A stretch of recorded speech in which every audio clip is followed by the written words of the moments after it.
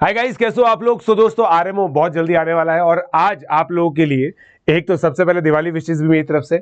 सभी जो RMO aspirants हैं उनको हैप्पी दिवाली, और बाकी के जो एस्पिरेंट्स हैं उनको भी हैप्पी दिवाली। जो मेरे अर्ली 11th क्लास बैच में जुड़ने वाले हैं उनको भी हैप्पी दिवाली, जो आईओक्यू में जुड़ चुके हैं उनको भी हैप्पी दिवाली, सभी बच्चों को हैप्पी दिवाली।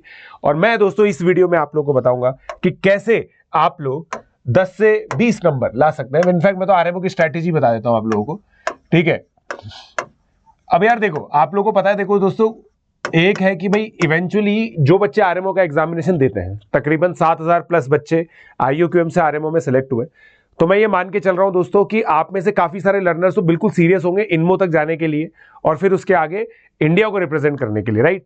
तो आप लोगों को देखो दोस्तों, 10-20 नंबर की स्ट्रैटेजी आप लोगों के लिए इंपॉर्टेंस नहीं रखती है कि 10 नंबर कैसे आएंगे, 20 नंबर कैसे आएंगे। बट कुछ लर्नर्स ऐसे हैं जो इस एग्जामिनेशन को एज एन एक्सपीरियंस दे रहे हैं, और उन लोगों को ये चीज मतलब ये चीज उन लोगों के लिए इंपॉर्टेंट है कि सर हमारा बस सिलेक्शन हो जाए। तो जो बच्चे इनमो, आईएमओटीसी ये सब करने वाले हैं उन लोगों को इस स्ट्रैटेजी की वैसे भी कोई रिक्वायरमेंट नहीं है, तो मैं पहले ही डिस्क्लेमर दे रहा हूं, है ना। बट बाकी जो स्टूडेंट्स हैं जिनको थोड़ा सा सिलेक्शन वगैरह चाहिए उन लोगों को मैं बता देता हूं। सबसे पहले देखो दोस्तों, आप लोगों को पता है कि देयर विल बी 3 आवर्स, है ना। आई होप आप लोगों ने वो वीडियो देख लिया होगा एसपीएस सर का, जिसके अंदर आप लोगों को ये बताया गया है कि किस तरीके से आप क्वेश्चंस जो होते हैं, क्वेश्चन के सॉल्यूशन है वो कैसे लिख सकते हैं, कौन कौन सी थ्योरम्स आप लोग यूज कर सकते हैं। जिस बच्चों ने वो वीडियो नहीं दे रखा है, डिस्क्रिप्शन में लिंक अवेलेबल है, आप प्लीज उस वीडियो को देख लें, ठीक है।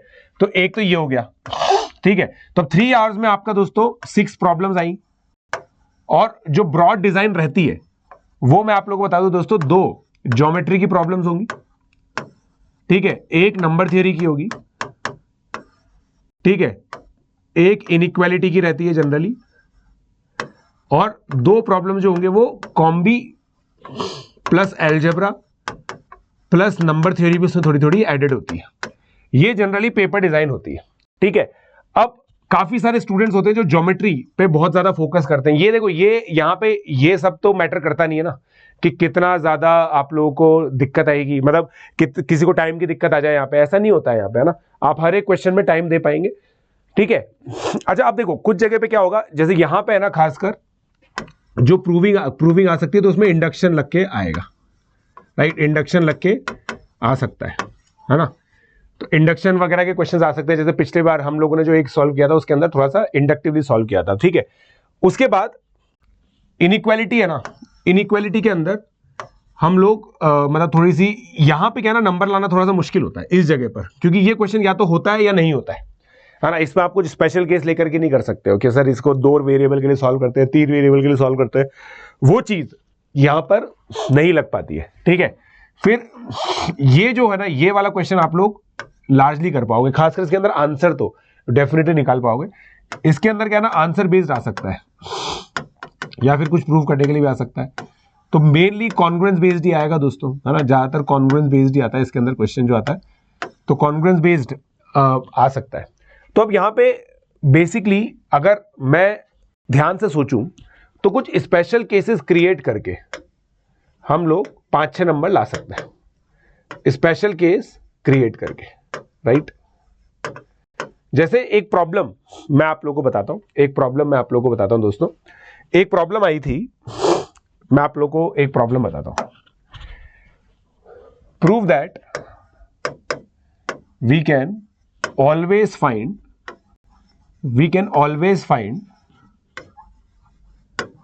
N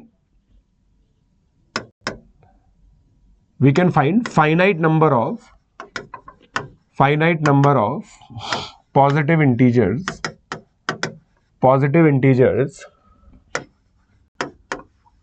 in HP। इस क्वेश्चन का पहला पार्ट दोस्तों ये था, और दूसरा पार्ट ये था, prove that we cannot find infinite number of positive integers in HP। अब ये क्वेश्चन है ना, बहुत सिग्निफिकेंटली टफ है, ठीक है। ये क्वेश्चन दोस्तों सिग्निफिकेंटली टफ है, क्योंकि आप सोच के देखो, कोई चीज ऐसी है जो फाइनाइट के लिए ट्रू है और इनफाइनाइट के लिए नॉट ट्रू है।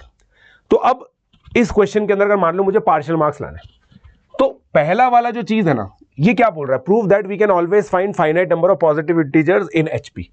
तो अगर मैं एक जनरल एल्गोरिथम निकालूं, इस क्वेश्चन का इंटरप्रिटेशन पहले ये है, मैं आपको बता दूं कि आप मुझे नंबर दो, जैसा आपने मुझे 100 दिया तो मैं आपको 100 पॉजिटिव इंटीजर एचपी में निकाल के बता सकता हूं। आप मुझे 1000 दो, मैं 1000 नंबर्स एचपी में निकाल के बता सकता हूं।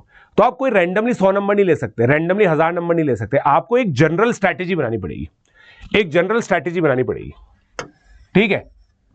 तो इसका जो आंसर है ना दोस्तों, वो ये आता है n factorial upon 1, n factorial upon 2, n factorial upon 3, n factorial upon 4, ठीक है।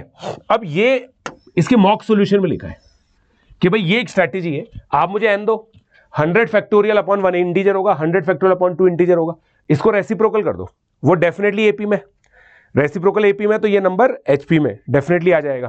क्लियर है। तो ये एल्गोरिथम दे रखा है, बट कोई बच्चा अगर ये भी लिखेगा ना कि let k equals LCM of 1 2 3 n, ठीक है, then 1 upon k, 2 upon k, n upon k are in AP, तो इसका जो रेसिप्रोकल है वो एचपी में आ जाएगा। तो अब देखो, ये एक ऐसी प्रॉब्लम है जहां पे आप कुछ स्ट्रैटेजी सोच के निकाल सकते हैं, तो आपको पार्शियल मार्किंग मिल जाएगी यहां पे, है ना, पार्शियल मार्किंग आप लोगों को मिल जाएगी। तो ऐसे काफी सारे केसेस आएंगे जिसको आप या तो छोटे k के लिए, छोटे n के लिए सॉल्व कर पाओगे, वो लिख के आ जाना। तो उससे एग्जामिनर एटलीस्ट ये सोच लेगा कि हाँ यार, इस बच्चे को क्वेश्चन तो समझ में आया था, ऐसा नहीं है कि क्वेश्चन नहीं समझ में आया, इसको क्वेश्चन तो इसको डेफिनेटली समझ में आ गया है। बाकी दोस्तों, ज्योमेट्री की जो प्रॉब्लम्स है, ज्योमेट्री की प्रॉब्लम के अंदर आप अप्रोच कीजिए प्रॉब्लम को, है ना, आप ये चीज जरूर लिख के आइएगा कुछ चीज। और कभी कभी क्या होता है, मैं आपको एक सिंपल सा एग्जांपल बताता हूं। जैसे मान लो ये एक क्वेश्चन है ट्राइंगल का, जहां पे कुछ सर्कम सेंटर वगैरह कुछ इंट्रोड्यूस करना है, ठीक है। बहुत सारी बार ऐसा होगा कि कोऑर्डिनेट ज्योमेट्री से आप उसको कर पाओगे, थोड़ा लेंथी जाएगा बट आप कर लोगे। कोऑर्डिनेट ज्योमेट्री के जो मेथड्स है ना, वो इनएफिशिएंट माने जाते हैं, ठीक है। मगर अगर मान लो आपको नहीं ही आ रहा है, तो आपको कम से कम 4-5 नंबर तो उससे मिल ही जाएंगे अगर आपने पूरा सॉल्व कर लिया। तो नहीं सॉल्व कर पाए मान लो, ठीक है, तो आप कुछ कुछ चीजें डेफिनेटली करो कि पॉइंट ए क्या है, पॉइंट बी क्या है, पॉइंट सी क्या है, फिर इसकी इक्वेशन लिख दो, इक्वेशन लिखने के बाद कुछ इंटरसेक्शंस निकाल दो, मतलब कुछ ना कुछ हाथ पैर जरूर मारिए, बट पहले वो रफ पे मारिएगा, है ना, सफिशिएंटली रफ वर्क कीजिए, और फिर आप किसी कंक्लूजन पर पहुंचे तो फिर आप आगे उस चीज को फेयर में उतारिए। और फेयर में उतना ही उतारिए, मतलब फेयर में अगर आप लोगों ने चीजें दिखा दी, अपनी वर्किंग दिखा दी, तो थोड़ा गड़बड़ हो सकता है कि आप रैंडमली, पता उससे एग्जामिनर को चमक जाएगा कि यार आप हाथ पैर मार रहे हो, कुछ आता है नहीं आपको ज्यादा, ठीक है। थोड़ा सा ब्रूटल हो गया मगर सच यही है। क्लियर है। तो यार आप लोग बस ये चीज कीजिएगा कि जैसे ये सर्कम सर्कल का क्वेश्चन है, अब मान लो मेरे को तो यही प्रूव करना है कि ऑर्थो सेंटर की जो इमेज है, ऑर्थो सेंटर की जो इमेज है, राइट, ऑर्थो सेंटर की जो इमेज है लाइज ऑन सर्कम सर्कल, है ना, मान लो मुझे यही प्रूव करना है, करेक्ट। तो इसका ज्योमेट्री से बहुत इजी प्रूव ही होता है, मगर for the sake of it मैं करवा रहा हूं कि ये ऑर्थो सेंटर है, ये ऑर्थो सेंटर है। अब इसकी इस साइड के अंदर जो इमेज है वो यहीं पे लाई करेगी। तो देखो, पहले तो आपने ड्राइंग बना दी, बढ़िया अच्छे से क्लीन ड्राइंग बना दी कि भाई हमें ये प्रूव करना है। अब उसके अंदर देखिए, आप लोगों ने अगर ये चीज किया कि बेसिक लेवल पर ये तो परपेंडिकुलर है ही सी, मैं कनेक्ट करता हूं इसको P1 मानता हूं, तो I have to prove HP1 to P1 H1। अगर मैंने ये प्रूव कर दिया तो मेरा काम हो जाएगा, मेरा काम हो जाएगा, इमेज मतलब ये सेटल हो जाएगा कि ये इमेज ही है।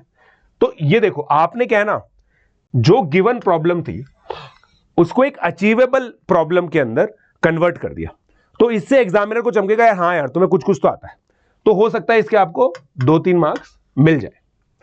तो बेसिकली पार्शियल मार्किंग जो होती है ना, वो बहुत इंपॉर्टेंट होती है। कुछ जगह पे आपको पार्शियल सॉल्यूशन मिलेंगे, और मेरा एक्सपीरियंस जो है ना दोस्तों, वो ये है कि अगर आपका सॉल्यूशन सही है, एग्जामिनर उसको पढ़ के समझने की कोशिश करता है, उसमें सफिशिएंट एफर्ट मारता है, अगर आप पॉसिबिलिटी है ना कि आपको नंबर दिए जा सके, तो नंबर मिलते हैं। इसी वजह से जो पिछले बार में जो आरएमओ की जो कट ऑफ है ना, वो थोड़ी सी हाई साइड पर जाती है। और आपको देखो ये है कि एक मतलब 2 प्रॉब्लम कंप्लीट करेक्ट आपने किए और 2 पार्शियली करेक्ट किया, आपका सिलेक्शन हो जाएगा। जिस तरह का पेपर आता है पार्शियली करेक्ट और इसमें हो जाएगा। पेपर का लेवल की अगर मैं बात करूं तो दोस्तों मैं तो कोई भी उम्मीद नहीं रखता हूं कि पेपर इजी आएगा या टफ आएगा, आपको भी नहीं सोचना चाहिए इतना, ठीक है। तो ये दोस्तों नंबर थ्योरी और इसके अंदर मैंने आप लोगों को थोड़ी सी टेक्निक बताई है। इनइक्वालिटीज के अंदर मैं आप लोगों को बता देता हूं एक चीज, इनइक्वालिटी के अंदर भी मैं आप लोगों को एक चीज बताने की कोशिश करता हूं, ठीक है। इनइक्वालिटी के अंदर क्या होता है कि जैसे मान लो ये क्वेश्चन ही है, एक सिंपल इनइक्वालिटी से मैं स्टार्ट करता हूं, है ना। ये दोनों साइड्स है ना दोस्तों, ये जो दोनों साइड्स है, ये दोनों साइड्स में a equals B equals C prove रखने पर इक्वालिटी आनी चाहिए होती है। हमेशा इनइक्वालिटी का ये कायदा है और ये हमेशा होमोजीनियस एक्सप्रेशन होंगे। जैसे अगर इस टर्म की डिग्री 2 है तो इस टर्म की डिग्री भी 2 होगी, इस टर्म की डिग्री भी 2 होगी, एक सिमेट्रिक एक्सप्रेशन आएगा। तो सिमेट्रिक एक्सप्रेशन मतलब आप लोग क्या कर सकते हो ना, जैसे ये 3 वेरिएबल में, तो आप इसको पहले 2 वेरिएबल में एक बार सॉल्व करके देख लो, ठीक है, या फिर कुछ स्पेशल केस लेकर के देख लो इसके अंदर, मतलब स्पेशल केसेस ले लुआ के या फिर कुछ भी चीज आप करोगे ना, क्योंकि आरएमओ के अंदर मेरा एक्सपीरियंस ये है कि बहुत ज्यादा हैवी इनइक्वालिटीज नहीं आती है। या तो एएमजीएम एचएम बेस्ड आएगा या फिर sum of squares greater than equal to 0 based आएगा, मतलब जो एलिमेंट्री इनइक्वालिटीज होती है, हद से हद कॉची-श्वार्ट्ज आ सकता है।